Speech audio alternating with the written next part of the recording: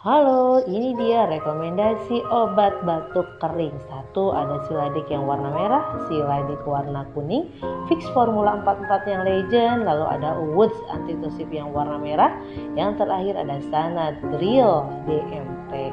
Semuanya ini obat batuk untuk batuk kering. Tentunya jangan lupa konsultasikan dulu dengan dokter keluarga dan juga apoteker yang ada di apotek terdekat.